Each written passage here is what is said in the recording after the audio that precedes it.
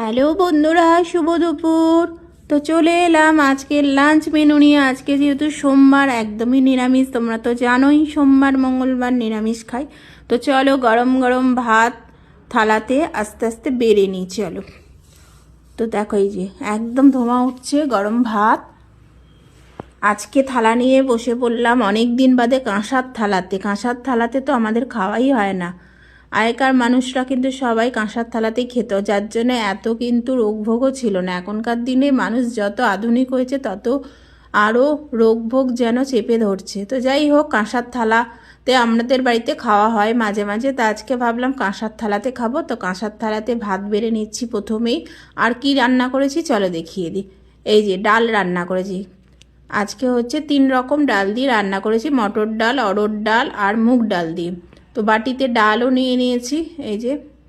আর করেছি পকোড়া, মটর ডালের পকোড়া।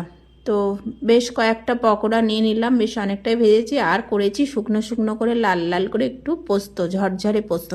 পোস্ত আমার ভীষণই প্রিয়। তোমরা কে কে পছন্দ করা? তোমরা আজকে লাঞ্চ কি দিয়ে করছো অবশ্যই কমেন্টসে জানিও। আর আজকের লাঞ্চ মেনুটা কেমন লাগলো সেটাও জানিও। ভালো লাগলে ফলো করে পাশে থেকো। তো দেখো ঝুরঝুরে আলু পোস্ত। তো চলো